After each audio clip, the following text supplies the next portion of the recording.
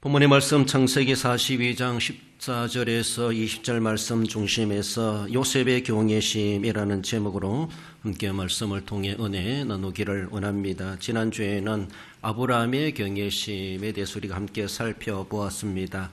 독자까지라도 남김없이 그래서 하나님을 경외하는 그런 모습을 드러냈던 진정한 하나님 죄일주의 신앙을 가지고 살아갔던 아브라함을 우리가 함께 살펴보았습니다. 그에게 그리고 여호와 이레의 보상을 주셨고, 그래서 어쩌면은 그는 그런 시험까지도 통과한 믿음의 조상으로서 그 후손들이 아브라함을 자랑할 만한 그 이름이 되었다라는 것을 볼 수 있습니다. 우리가 당하는 어떤 역경과 어려움, 힘이 있다 할지라도 그것을 잘 통과하게 되면은 그것이 또 어쩌면은 이후의 역사의 모든 사람들에게 그런 것도 극복한 사람으로서 인정받는 상당히 더욱더 어쩌면 약한 모습에서도 도리어 강점이 드러나게 되는 그런 이점도 있을 것이다 여겨봅니다. 아브라함도 원치 않는 시험이지만은 하나님의 시험을 잘 통과하였고, 그래서 믿음의 조상의 이름에 걸맞는 그만한 영적 이력을 쌓아갔던 인물임을 볼 수가 있습니다. 우리 오늘은 그의 손자라 할 수 있는 아브라함을 우리는 그의 후손에 대해서 요셉에 대해서 우리가 살펴보게 되는데, 요셉이 어떻게 하나님을 경외했던가, 요셉의 신분적 널뛰기를 볼 수가 있습니다. 그는 아버지의 최고의 사랑을 받고 있는 12명의 아들 중에 한 사람이었다라고 볼 수가 있죠. 그래서 상속자를 그렇게 표시하는 그런 옷을 입고 아버지 품에 거했던 그런 아들이었지만은, 그러나 하루아침에 노예 신분이 되어버렸고, 그리고 그 계속해서 그 인생은 나락으로 떨어지고 재수가 되는, 어쩌면 언제 죽임을 당할지 모르는 그런 자리까지도 내려가게 되었던 것을 보죠. 그러나 하나님께서는 다시 그를 올려주시고 널뛰기 하듯이 내려갔으면 올라갈 기회가 있는 것처럼 하나님은 애굽의 총리로 그렇게 하나님이 세워주셨고 온 지역을 다스리는 그러한 권세자로 삼아주셨다라는 것을 볼 수 있습니다. 내려갈 때도 있다라는 걸 생각할 때, 내려갈 때 우리도 정신 차리고 여전히 요셉을 통해서 바라볼 때 상속자로 있을 때나, 그리고 노예로 끌려가든지 재수로 끌려가든지 여전히 그의 본심은 흩어지지 않았고 하나님을 경외하는 경외심을 굳건하게 지켜왔고, 그래서라도 하나님은 그의 하나님을 향한 경외심 때문에서라도 하나님은 요셉을 버리시지 못하셨지 않겠는가, 그런 생각이 들고, 그의 믿음을 보시고 하나님은 그를 또 귀한 인물로 사용하셨다라는 것을 우리는 충분히 그렇게 해석해 볼 수가 있습니다.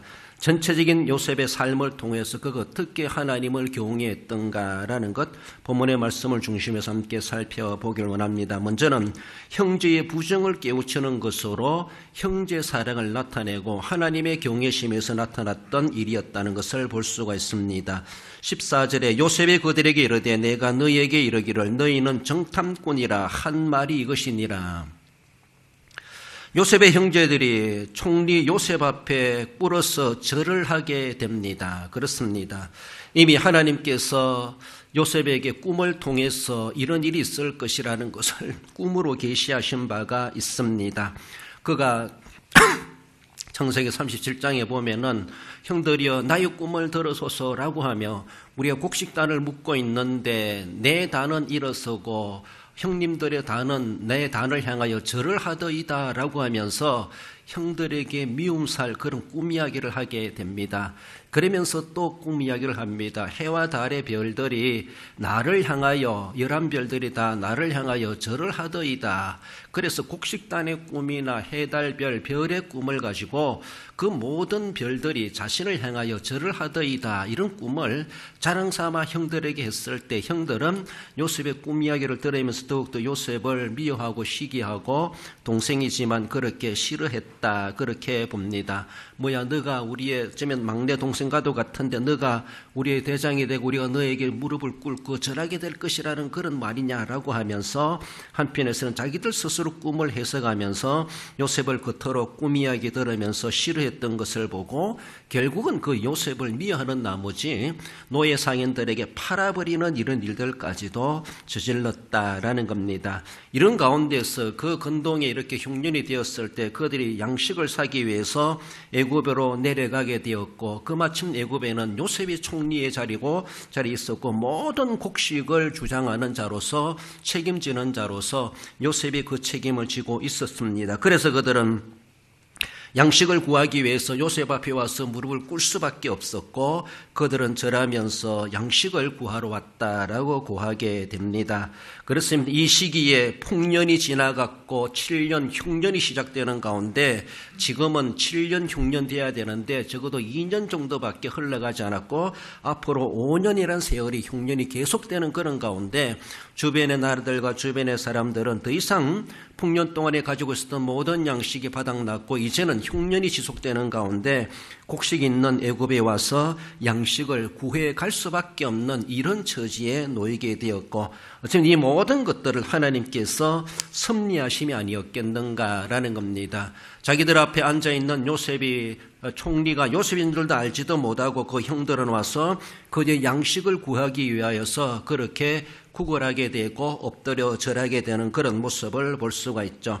형들은 그렇게 무릎을 꿇고 절했을 때 요셉은 단번에 형들인 줄 알아보았습니다. 수년이 흘렀지만은 그렇습니다.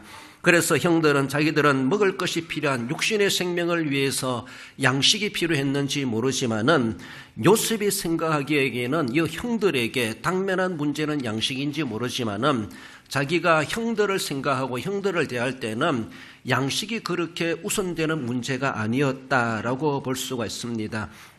여러분들, 우리는 육신은 살아있는 존재는 먹어야 삽니다. 그래서 먹지 않으면 곧 죽음과 다를 바가 없는, 그래서 굶어 죽는다 이렇게 말할 수 있는데, 당대의 야곱의 가정이 이런 처지에 놓여 있습니다. 양식이 바닥나고 양식을 구해오지 않으면 많은 그런 약 70명에 되는 그런 가족들이 굶어 죽을 판에 놓여 있는 이런 상황 가운데 10명의 형제들은 와서 양식을 구하여, 그래서 양식을 빨리 구하여 집으로 돌아가는 것이 그들의 급한 업무인지 모르지만은 육신의 생명을 위하여 양식이 필요했던 형들의 생각, 그러나 요셉이 생각할 때는 그 앞에 꿇어 있는 형들인 줄 알아보고 그 형들이 다급하게 여기는 양식이 문제가 아니라, 요셉이 생각할 때는 그들의 영혼의 생명을 위하여서 그들이 숨겨둔 죄를 그냥 두고는 지나갈 수가 없었다라고 하는 것을 요셉의 판단으로 여겨지고 있습니다. 그렇습니다.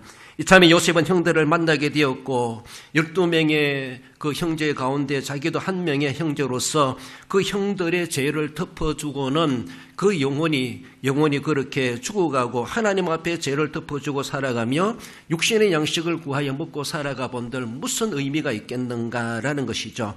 여러분들, 12명의 족장 이름이라고 하는 것은 너무나 거룩한 이름입니다. 이후에 요한계시록의 요한사도는 말해주기를, 요한계시록 21장 12절에 보면은 하나님의 나라의 새 예루살렘이 있는데 그 새 예루살렘에 거기에 12명의 이름들이 기록되고 있다고 말합니다. 12지파의 이름이. 그렇습니다. 지상에 있는 그들의 이름이, 그 12명의 이름이 천국에까지 가서도 거기에 이름이 분명하게 새겨지고 있다고 하는 것을 말하는데, 그런데 그들이 이러한 완전 번제를 꿈꾸었던, 동생을 노예로 팔아먹고 아버지를 속이는 이런 일로 인하여서 그저 묵과하여 지나갈 수가 없는 족장들이라는 것이죠. 그들은 이스라엘을 대표하는 족장들입니다. 그렇습니다. 그리고 그들의 이름이 천국에까지도 기록될 그런 이름들입니다. 어쩌면 하나님께서는 요셉을 통하여서 이것을, 하나님은 앞으로 그 일을 위해서라도 그들이 완전 번제를 꿈꾸었던 그것을 완전히 묵과하여 지나갈 수가 없었던 것이 하나님이 총리 되신 요셉을 통하여 이런 12족장들을 향하신 하나님이 하실 일이었다라는 것이죠. 육신의 생명을 위하여서는 양식이 필요할지 모르지만은, 그들의 영혼 구원을 위하여서는 하나님께서는 그들의 죄를 그냥 두고 갈 수가 없었다는 것이죠. 양식이 문제가 아니라 더 심각한 문제는 그들이 묵과하여 숨겨둔 그 죄를 그냥 두고는 지나갈 수가 없었고, 그래서 양식을 먹고 살아본들 과연 그들이 하나님의 나라에 어떤 존재들이 될 것인가, 너무나도 엄청난 하나님 앞에 형벌받을 일을 생각할 때 지금 하나님께서는 요셉의 감동을 통해서 그저 그들을 그냥 양식만 보내는 것이 다가 아니다라는 것을 느끼지 않았겠는가라는 겁니다.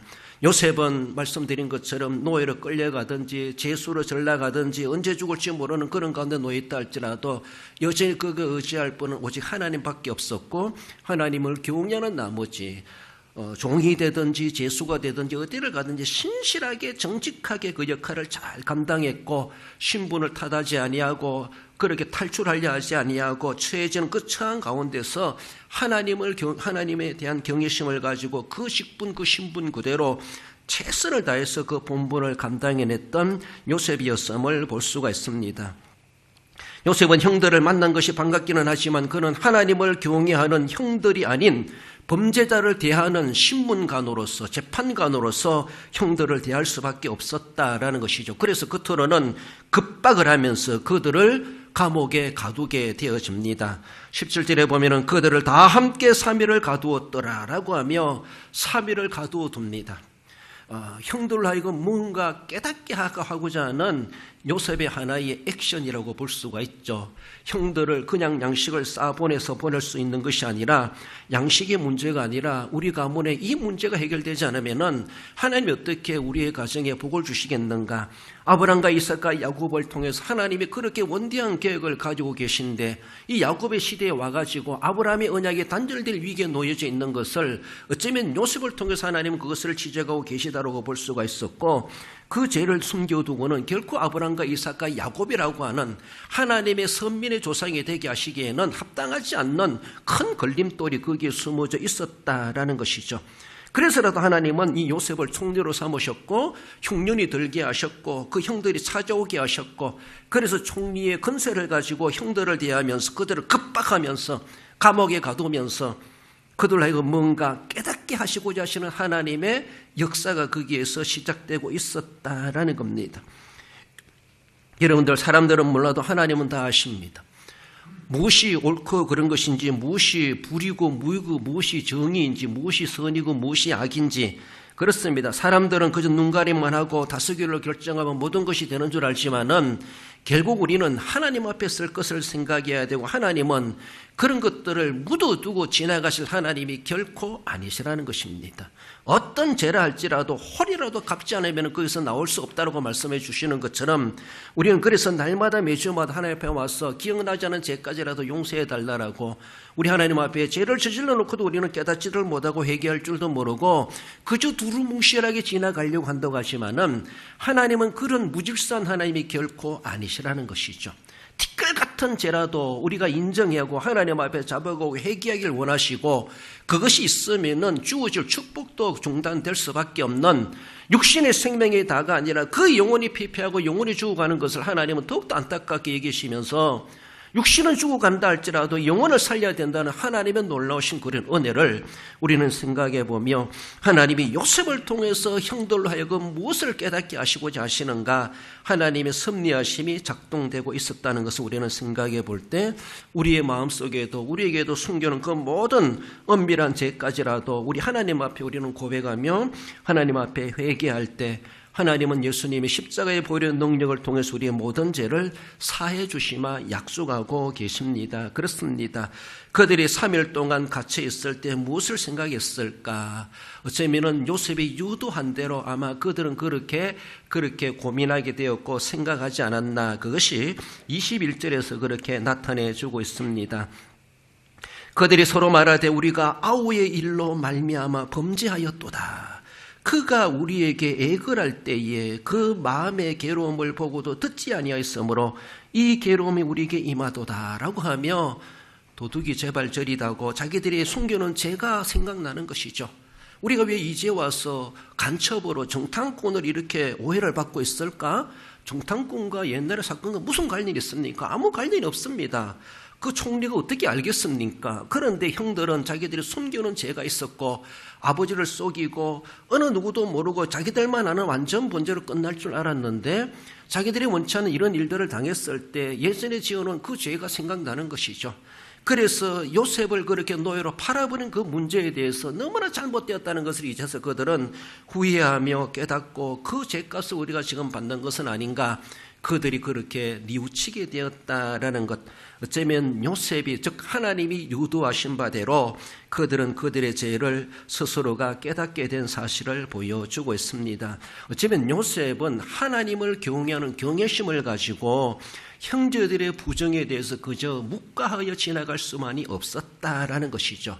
그들이 진정으로 깨닫고 회개하는 자세로 하나님 앞에 나아가기를 원하고 자신이 하나님 앞에 경외하면서 나아가는 것처럼 형들도 하나님을 경외하는 그런 형들로서, 그런 믿음의 가문으로서 하나님을 속이고 그냥 지나갈 수가 없었던 그 일을 분명히 하나님 앞에 깨끗한 심정으로 서기를 원하면서 형제를 사랑하는 나머지 그들을 급박하며 그들을 오게 가두었고, 그리고 직설적으로 말하지 않았지만은 그들 스스로가 무엇인가 잘못을 인정하고 깨닫게 되고 그들 마음적으로 하나님 앞에 회개하도록 그렇게 이끌어갔던 것이, 한편에서는 요셉이 형들을 향한 형제애였고, 그것이 또한 전체적인 배경으로 바라볼 때 하나님을 경외하는 나머지 형들을 위하여서 그렇게 할 수밖에 없었던 거룩한 그의 모습을 보여주고 있습니다. 진정으로 하나님을 경외한다라면, 진정으로 형제를 사랑한다라면 형제가 하나님 앞에 저지르는 그 숨기는 죄를 그냥 묵과하여 지나가는 것이 형제를 사랑하는 것이 아니라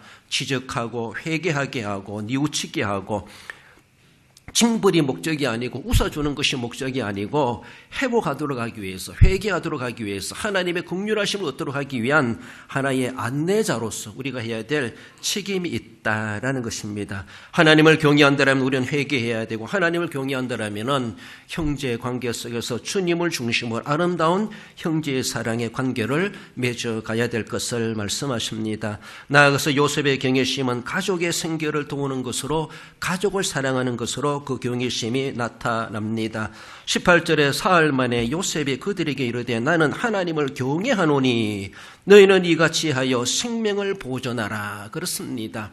자기들이 10명의 형제들이 와가지고 우리는 하나님을 섬기는 자들입니다, 이렇게 뭐로 나타냈는지 잘 알 수 없지만은 요셉은 이미 그들이 그 가나안 땅에서 온 줄 알고 그들은 하나님을 섬기는 자인 줄 이미 알고 하는 것처럼 나는 하나님을 경외하노니, 다르게 보면 나도 하나님을 경외하노니 라고 하며 그렇게 자신이 그런 신앙심에 대해서 나타내주고 있습니다.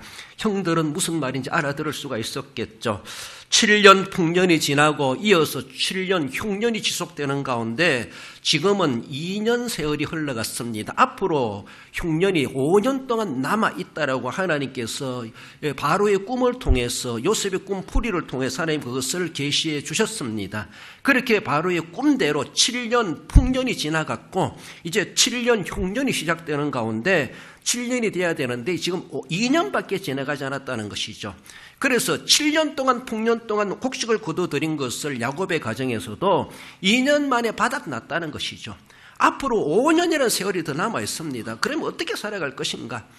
계속해서 그들은 이제는 애굽을 의지할 수밖에 없고 애굽에서 양식을 사올 수밖에 없는, 앞으로 남은 기간이 더 긴데 어떻게 살아갈 것인가? 너무나도 엄청난 그런 상황 가운데 놓여져 있는 것들, 그들은 알지를 못했겠지만 이미 요셉은 다 알고 있었습니다. 7년 중에 2년밖에 지나가지 않았다. 앞으로 남은 기간은 5년이라는 세월이 남아있다고 생각했을 때 그 가족들의, 가나안 땅의 본토에 있는 가족들의 생계가 어떻게 될 것인가? 요셉은 정말로 걱정하지 않을 수가 없었다라는 겁니다. 이런 모습 속에서 양식을 사러 온 그 형들을 두고 계속해서 형들의 문제만 다루면서 시간을 끌고 돌려보내지 않을 수가 없는 그런 상황 가운데 놓여 있죠. 형들도 형들이지만 거기에 계신 부모, 다른 가족들을 생각할 때 약 70명으로 여기고 있는데 그 가정에 있는 가정의 가족들은 지금 양식을 구해오기를 하루를 그렇게 기다리고 있을 텐데 그것을 야곱은, 어쩌면 요셉은 걱정하지 않을 수가 없었다라는 겁니다. 가족의 생계를 위하여서 이들을 돌려보내긴 보내야 되는데 어떤 명목으로 돌려보낼 것인가? 그러면서 요셉은 궁리하게 되는 것을 보게 되죠. 그래서 19절에 보면은 너희가 확실한 자이면 너희 형제 중 한 사람만 그 옥에 갇히게 하고 너희는 곡식을 가지고 가서 너희 집안에 굶주림을 구하라 라고 하며 가족들의 굶주림을 걱정하면서 다 가둬놓을 필요가 없고 한 사람만 잡아두고 볼모로 잡아두고 그리고 너희들이 가서 곡식을 가지고 가서 가족의 생계를 구하라라고 그렇게 말하고 있습니다. 그리고 나중에 올 때는 동생 베냐민을 데리고 오너라라고 하며 그런 숙제를 남겨두게 됩니다. 그래서 시몬을 볼모로 잡아두었다. 24절을 그래서 말씀해 주시죠. 시몬을 볼모로 잡아두고 다른 형제는 양식을 싸가지고 고향으로 돌려보내서 가족들의 생계를 그렇게 꾸려갈 수 있도록 굶주림을 구하도록 그렇게 했던 것을 볼 수가 있습니다. 요셉이 애굽의 총리가 되어 있고 그가 애굽의 사람처럼 그런 옷을 입고 겉으로 볼 때는 애굽의 정말 고위 관리 총리로서 그렇게 그럴듯하게 앉아 있지만은 그는 내심 하나님을 경외하는 사람입니다. 애굽에는 수많은 신들이 있고 수많은 신을 섬기고 그리고 바로를 신격화하는 그런 상태에 놓여있다 할지라도 거기에 총리로 놓여있는 요셉이지만은 겉으로 볼 때는 애굽 사람처럼 애굽의 옷을 입고 애굽의 말을 하고 그리고 애굽 여인을 아내로 삼고 가정을 이루어 살아가지만은 그 내심에는 하나님을 경외하는 하나님의 경외심을 가득 차 있었습니다. 그렇습니다. 겉으로 자신의 종교심을 드러낼 수 없었지만은 그 마음으로 하나님을 믿는 그 믿음은 그 누구보다가도 본토에 있는 형들보다가도 거기에서 안전한 신앙의 자료를 가지고 하나님을 경외하며 예배하며 제사하는 그런 형들보다가도 그만한 그런 형식적인 삶은 살아가지 못한다 할지라도 요셉은 애굽의 옷을 입고 살아간다 할지라도 애굽의 문화권에 살아가고 애굽의 말을 한다 할지라도 그는 누가 본다 할지라도 그는 본질 하나님의 백성이고 하나님을 경외하는 사람이었고 그래서 형들과의 관계 속에서 이야기할 때는 자기도 하나님을 경외한 자다라고 하며 나타내면서 당당하게 그렇게 말해주는 것을 볼 수가 있습니다. 하나님을 경외하는 나머지 형들의 잘못을 그냥 지나갈 수가 없었고 그리고 하나님을 경외하는 나머지 가족들이 굶주려 있는 것을 생각할 때에 또 하루가 그렇게 멀리 여겨줄 수밖에 없는 그들을 돌려보낼 수밖에 없는 그런 모습을 보여주고 있습니다. 그렇습니다. 우리가 하나님을 섬겨가는 가운데서 내가 하나님을 하나님을 향한 경외심을 가질 때에 우리가 나라를 걱정할 수밖에 없고 가정을 걱정할 수밖에 없고 지역사회를 걱정할 수밖에 없고 그저 자신의 이기심만 가지고 살아가고 자신의 어떤 아니만을 추구하며 살아가는 것이 결코 아니라는 것이죠. 요셉은 그가 총리를 있다 할지라도 자기는 하나님을 경외하는 사람이라는 것이죠. 그가 그 형들에게 고백해 주는 것처럼 나는 하나님을 경외하노니 라고 하며 하나님을 경외하는 하나님의 선민들이 거기에서 굶주리고 있는 것을 생각할 때 그냥 자신의 고집만 부릴 수가 없었다라는 것이죠. 그래서라도 시몬을 볼모로 잡아두고 다른 형들은 곡식을 싸들고 그대로 고향으로 돌아가게 하고 다시 오도록 그렇게 준비하게 했던 것을 볼 수가 있습니다.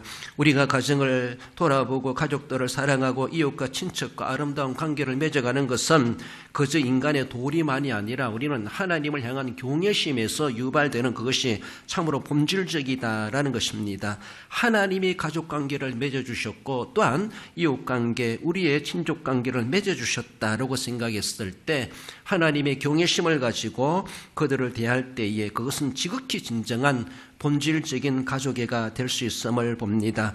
디모데전서 5장 8절에서도 누구든지 자기 친족 특히 자기 가족을 돌보지 아니하면 믿음을 배반한 자여 불신자보다 더 악한 자니라 라고 말씀하고 있습니다. 가족, 형제, 이웃, 친지 더 나아가서는 안 믿는 이웃이랄지라도 우리는 믿음의 가정으로 생각하며 가족으로 생각하며 하나님 경외심을 가지고 하나님의 사랑을 베풀고 하나님이 그들의 굶주림을 도우라고 말씀하신다는 것을 우리는 늘 기억하며 우리가 할 수 있는 책임과 사명을 경외심의 발로에서 감당해 갈 수 있어야 할 것입니다. 나아가서 요셉이 하나님의 경외심은 계시에 따른 용서해 주는 것을 볼 수가 있죠. 그 용서는 어떤 조건 있는 용서가 아니라 아무런 조건 없는 그런 아가페적인 사랑을 그 형들에게 베푼다라는 것입니다. 20절에 너희 막내 아우를 내게로 데리고 오라. 그러면 너희 말이 진실함이 되고 너희가 죽지 아니하리라 하니 그들이 그대로 하니라고 말하고 있습니다. 그들이 1차로 양식을 구하기 위해서 애굽에 갔을 때 요셉을 만나게 되었습니다. 요셉은 형들을 알아보지만은 형들은 그 앞에 앉아있는 총리가 요셉인 줄 까마득하게 생각지도 못하고 있습니다. 그렇습니다. 그리고 아버지를 설득해서 베냐민을 데리고 오라고 그렇게 당부하게 되죠. 그래서 형들은 양식을 사들고 갔습니다. 시몬은 애굽에 볼모로 잡혀 있습니다. 그래서 아버지 야곱에게 가가지고 우리가 갔을 때 이런 저런 일이 생겨났습니다. 그래서 시몬은 거기에 잡혀 있습니다. 우리가 베냐민을 데리고 가야만이 시몬도 풀려나고 우리가 양식을 구해올 수가 있습니다. 그도 살고 우리도 먹고 살아야 되는데 양식도 떨어지는데 어떡합니까? 그래서 야곱 아버지에게 베냐민을 내어달라고, 베냐민을 데려가게 해달라고 하지만은 야곱은 자기의 막내 아들 12번째 아들 베냐민, 그 형 요셉도 없어졌는데 그 아들마저 빼앗아가려고 한다 하면서 야곱이 절대로 안 된다고 완강하게 거부합니다. 그러나 그들은 베냐민을 데려가지 않으면 양식을 구할 수가 없고 볼모 잡힌 시몬도 구해낼 수가 없는 것이 현실이었습니다. 그래서 그들이 형제들이 나서서 아버지를 설득해서 결국은 아버지 야곱도 베냐민을 내어줄 수밖에 없는 이런 가운데 있어가지고 결국 그들은 베냐민을 데리고 다시 애굽으로 양식을 사러 가게 되었다라는 것입니다. 베냐민을 데리고 형들이 찾아온 것을 다시 요셉이 만나게 되죠. 그래서 창세기 43장 29절에 보면 소자여 하나님이 내게 은혜 베푸기를 원하노라 라고 하며 그 동생 베냐민이 와 있는 것을 보면서 자신의 신분을 아직 드러낼 수가 없어가지고 소자여 그 베냐민을 바라보며 동생에게 그렇게 이야기하죠. 친동생이죠. 배다른 형제 가운데 하나님이 내게 은혜 베푸기를 원하노라 라고 하며 자기도 하나님을 경외하는 자로서 그 히브리인들이 호칭하는 여호와 하나님 엘로힘 그 하나님의 이름을 거명하면서 너희가 믿는 그 하나님이 내게 은혜 베푸기를 원하노라 라고 하며 그저 인사 쪽 아니라 진심 어린 마음으로 수년 만에 만난 자기 동생을 축복하는 요셉의 축복이 아니겠나 그렇게 볼 수가 있습니다. 요셉이 이렇게 총리가 되고 형들을 만났을 때 그의 나이가 얼마나 됐는지 계산이 됩니까? 요셉이 총리가 될 때 30세라 그렇게 기록해 주고 있습니다. 7년 흉년이 갔습니다. 그리고 2년 풍년이 지금 되고 있습니다. 그렇다면은 적어도 37이 지나고 39 거의 40살이 되지 않았겠나 그런 생각이 듭니다. 어쩌면은 그렇게 신분이 널뛰게 하듯이 오르락 내려가는 그런 극박한 가운데서도 요셉은 약 40년의 인생을 살아오면서 늘 그 마음속에는 잊지 않는 것은 자신은 아브람과 이삭과 야곱의 후손이라는 것, 선민이라는 것, 우리는 우리의 조상 아브라함이 섬겼던 그 하나님을 경외하는 자라는 것, 어디를 가든지 자신의 신분이 어떻게 되든지 간에 늘 그 마음속에는 하나님의 경외심으로 가득 차 있었다는 것이죠. 자신의 인생 40여년의 인생 가운데 자신이 어떤 자리에 있든지 간에 그는 하나님의 경외심으로 제수 노릇도 하고 종 노릇도 하고 노예 노릇도 하고 그리고 총리 노릇도 하고 있는 것을 볼 수가 있습니다. 그 모든 것에 대해서 그는 하나님을 우러러 생각했고 하나님 앞에 부끄럼 없이 살아가려고 했고 무엇을 판결을 하고 무엇을 한다 할지라도 그는 오직 하나님이 주가 되었고 하나님이 중심이 되었다는 것입니다. 권력을 가지고 있으면은 세상 눈 보지 않고 또 자기 멋대로 하려고 하는 그런 모습들이 우리나라에서 오늘도 벌어지는 것을 볼 수가 있어요. 하나님을 도리하지 않는다는 것이죠. 나도 하나님을 경외하는 자로다. 나도 하나님을 경외하노라. 나는 하나님을 경외하노니. 이것이 전제돼야 되는데 내가 이 자리에 있는 것은 하나님이 주신 자리고 이 명예와 건세와 이 모든 권한도 하나님께로부터 왔고 결국 하나님께로 돌려보내야 될 그러한 자리라는 것을 우리는 알아야 될 것이고 우리의 건세와 명예뿐만 아니라 권리뿐만 아니라 내 생명마저도 내 영혼마저도 결국은 하나님께로 돌아갈 우리 영혼이라는 것을 우리는 잊어서는 안 된다는 것입니다. 그것이 다르게 말하면 하나님을 경외한다는 겁니다. 사나 죽으나 하나님을 생각해야 되고 잠을 자나 잠을 깨나 무엇을 하나 어떤 자리에 떨어지든지 어떤 자리에 오르든지 하나님을 부정할 수가 없다는 것이죠. 이것이 위정자들이 이런 정신을 가져야 되고 대통령으로부터 모든 소자에 이르기까지 모든 사람들은 생사의 주권자여 모든 화보의 주권자여 흥망성의 주권자이신 하나님이 살아계심을 분명히 알아야 된다는 것이죠. 요셉은 길지 않은 40년의 생애를 지금 나이를 살아가면서도 어떤 자리에 어느 누구보다가도 그런 숱한 고난을 겪어오면서도 그는 오직 나는 하나님을 경외하는 자다. 근데 이것을 잊지 않고 어떤 자리에서도 그것을 대입해 가면서 그 기반 위에서 말을 하고 행동하고 생각하고 판단하고 결정하고 결국 자신의 모든 생애가 하나님 앞에 가면 다시 평가받을 날이 있다는 것을 늘 생각하는 것이죠. 세상이 다가 아니라는 것이죠. 오늘의 몸이라면 다가 아니라는 것이죠. 결국 하나님 앞에 가면 재심받게 되어져 있고 재론하게 되어져 있다는 것이죠. 그때 가가지고 우리가 하나님 앞에 안 된다라고 판결받는다면 빼도 박도 못하고 돌이킬 수 없는 기회도 없고 그날이 되어버리고 만다는 것이죠. 그러면 이 땅에 있을 때 우리가 진짜 하나님을 경외하는 심정 가지고 무엇을 하든지 생각을 하든지 말을 하든지 판결을 하든지 결단을 하든지 선택을 하든지 올바르게 행해야 된다라는 것입니다. 요셉은 두려운 것이 그것이었습니다. 나는 하나님을 경외하는 자이다. 하나님을 두려워하는 자이다. 이런 말이죠. 그렇습니다. 소자여 하나님이 내게 은혜 베풀기를 원하노라. 인사조라하지만 그는 정말 오랜만에 만난 자기 친동생 베냐민을 보면서 진심 어린 마음으로 나를 지금까지 돌보신 그 하나님이 나의 동생 베냐민아 반갑다. 너무나 반갑다. 얼마나 참 반가운 모습이겠습니까? 진정으로 축복하는 그의 축복의 모습을 볼 수가 있습니다. 한편 이복 형제들이지만 그들이 어떤 형제 관계를 가졌는지 그리고 요셉은 한 번 더 시험하려고 하는 그런 모습을 보여주고 있습니다.